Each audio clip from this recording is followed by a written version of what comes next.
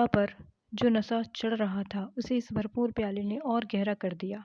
बोला, आदमी वही है जो दूसरे की बहू बेटी को अपनी बहू बेटी समझे, जो दुष्ट किसी की महरिया की ओर ताके उसे गोली मार देनी चाहिए। यह तुमने लाख रुपए की बात कह दी भाई। बस सज्जन वही जो दूसरों की आबरू समझे। जिस तरह मर्द के मर जाने से औरत अनाथ हो जाती है, उसी तरह औरत के मर जाने से मर्द के हाथ पांव टूट जाते हैं। मेरा तो घर उजड़ गया, मैं तो कोई एक लोटा पानी देने वाला भी नहीं। गत वर्ष भोला की स्त्री लू लग जाने से मर गई थी। यह होरी जानता था, लेकिन 50 वर्ष का खंखड़ भोला भीतर से इतना स्निग्ध है, वह ना जानता था। स्त्री की लालसा उसकी आंखों में सजल हो गई थी। होरी को आसन मिल गया, उसकी व्यावहारिक कृषक बुद्धि सजग हो गई। पुरानी मसल झूठी थोड़े है। बिन घरनी घर भूत का डेरा। कहीं सगाई क्यों नहीं कर लेते। ताक में तो हूं मैं तो, पर जल्दी फंसता नहीं। 150 खर्च करने को भी तैयार हूँ, जैसी भगवान की इच्छा। अब मैं भी फिराक में रहूंगा, भगवान चाहेंगे तो जल्दी घर बस जाएगा। बस यही समझ लो कि उबर जाऊंगा भैया। घर में खाने को भगवान का दिया हुआ बहुत है। 4 पसेरी रोज दूध हो जाता है, लेकिन किस काम का। मेरे ससुराल में एक महरिया है, 3-4 साल हुए उसका आदमी उसे छोड़कर कलकत्ते चला गया। बेचारी पिसाई करके गुजारा कर रही है। बाल बच्चा भी कोई नहीं, देखने सुनने में भी अच्छी है, बस लक्ष्मी समझ लो। भोला का सिकड़ा हुआ चेहरा जैसे चिकना गया। आशा में कितनी सुधा है। बोला, अब तो तुम्हारा ही आसरा है, मैं तो छुट्टी हो तो चलो एक दिन देख आए।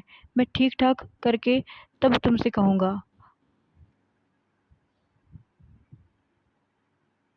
बहुत उतावली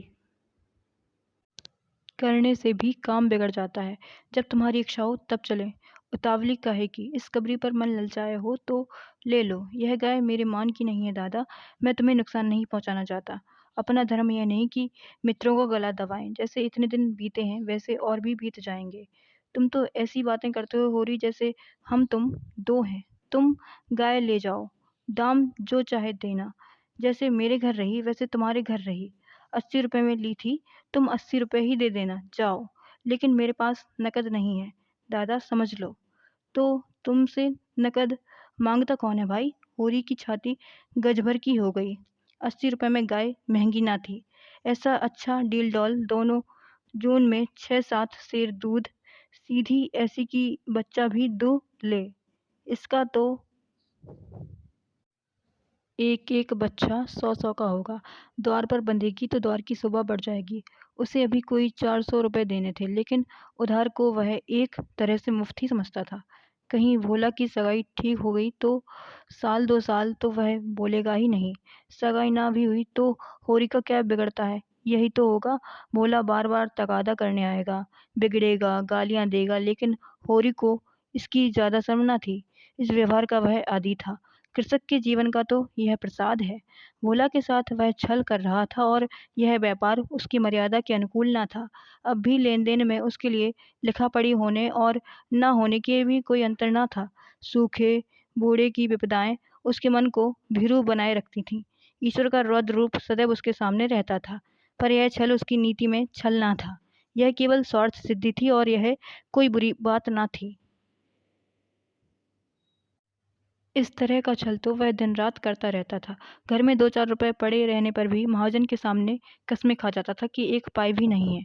सन को कुछ गीला कर देना और रुई में कुछ बिनौले भर देना उसकी नीति में जायज था। और यहाँ तो केवल स्वार्थ न था, थोड़ा सा मनोरंजन भी था।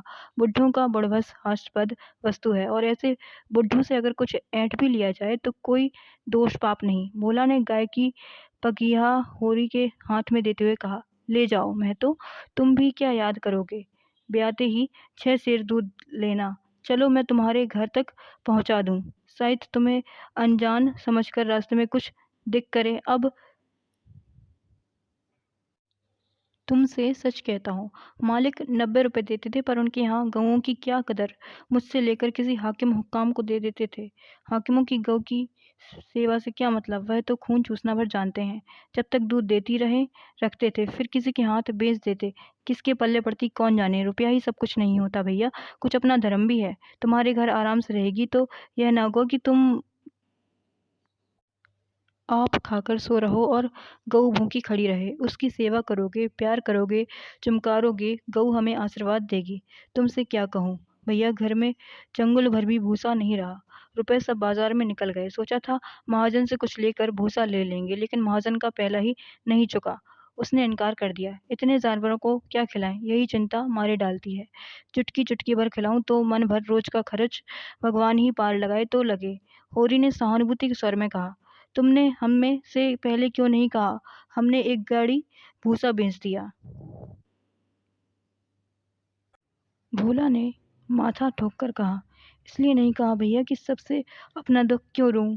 बांटता कोई नहीं, हंसते सब हैं। जो गायें सूख गई हैं उनका गम नहीं, पत्ती पत्ती खिलाकर जला लूंगा, लेकिन अब यह तो रातें बिना नहीं रह सकती। हो सके तो 10-20 रुपए भूसे के लिए दे दो। किसान पक्का स्वार्थी होता है, इसमें संदेह नहीं। उसकी गांठ से रिश्वत के पैसे बड़ी मुश्किल से निकलते हैं। भाव ताव में भी वह चौकस होता है। ब्याज की एक एक पाई छुड़ाने के लिए वह महाजन की घंटों चरौरी करता है। जब तक पक्का विश्वास न हो जाए वह किसी के फुलसाने में भी नहीं आता। लेकिन उसका संपूर्ण जीवन प्रकृति में स्थायी संयोग है। वृक्षों में फल लगते हैं, उन्हें जनता खाती है। खेती में अनाज होता है, वह संसार के काम आता है। गाय के थन में दूध होता है, वह खुद पीने नहीं जाती, दूसरे ही पीते हैं। मेघों से वर्षा होती है, उससे पृथ्वी तृप्त होती है। ऐसी संगति में कुटिस्थ स्वार्थ के लिए कहाँ स्थान? होरी किसान था और किसी के जलते हुए घर में हाथ सेकना उसने सीखा ना था। भोला की संकट कथा सुनते ही उसकी मनोवृत्ति बदल गई। पगहिया को भोला के हाथ में लौटाते हुए बोला, रुपए तो दादा मेरे पास नहीं है, हाँ थोड़ा सा भूसा बचा है, वह तुम्हें दे दूंगा। चलकर उठवा लो। भूसे के लिए तुम गाय बेचोगे और मैं लूंगा, मेरे हाथ ना कट जाएंगे? भोला ने आर्द्र कंठ से कहा। तुम्हारे बैल भूखे ना मरेंगे? तुम्हारे पास भी ऐसा कौन सा बहुत सा भूसा रखा है? नहीं दादा, अब की भूसा अच्छा हो गया था। मैंने तुमसे नाहक भूसे की चर्चा की। तुम ना कहते और पीछे से मुझे मालूम होता तो मुझे बड़ा रंज होता कि तुमने मुझे इतना गैर समझ लिया। अवसर पड़ने पर भाई की मदद भाई ना करे तो काम कैसे चले? मुदा यह गाय तो लेते जाओ। अभी नहीं दादा, फिर ले लूंगा। तो भूसे के दाम दूध में कटवा लेना। होरी ने दुख स्वर में कहा। एक दाम कौड़ी की, इसमें कौन बात है दादा? मैं 1-2 जून तुम्हारे घर खा लूं तो तुम मुझसे दाम मांगोगे? लेकिन तुम्हारे बैल भूखे मरेंगे कि नहीं? भगवान कोई ना कोई सबील निकालेंगे ही। आषाढ़ सिर पर है, कड़वी बोलूंगा। मगर यह गाय तुम्हारी हो गई। जिस दिन इच्छा हो आकर ले जाना। किसी भाई का लिलाम पर चढ़ा हुआ बैल लेने में तो पाप है, वह इस समय तुम्हारी गाय लेने में है। होरी में बाल की खाल निकालने की शक्ति होती तो वह खुशी से गाय लेकर घर की राह लेता।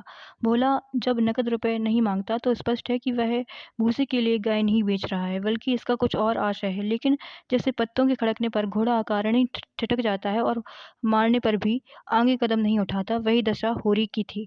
संकट की चीज लेना पाप है, यह बात जन्म जन्मांतरों से उसकी आत्मा का अंश बन गई थी। भोला ने गदगद कंठ से कहा। तो किसी को भेज दूं भूसे के लिए? होरी ने जवाब दिया। अभी मैं राय साहब की ठ्योड़ी पर जा रहा हूँ, वहां से घड़ी भर में लौटूंगा, तभी किसी को भेजना। भोला की आंखों में आंसू भर आए। बोला, तुमने आज मुझे उबार लिया होरी भाई। मुझे अब मालूम हुआ कि मैं संसार में अकेला नहीं हूँ, मेरा भी कोई हितू है। एक क्षण के बाद उसने फिर कहा, उस बात को भूल ना जाना। होरी आगे बढ़ा तो उसका चित्त प्रसन्न था। मन में एक विचित्र स्फूर्ति हो रही थी। क्या हुआ, 10-5 मन भूसा चला जाएगा। बेचारे को संकट में पड़कर अपनी गाय तो ना बेचनी पड़ेगी।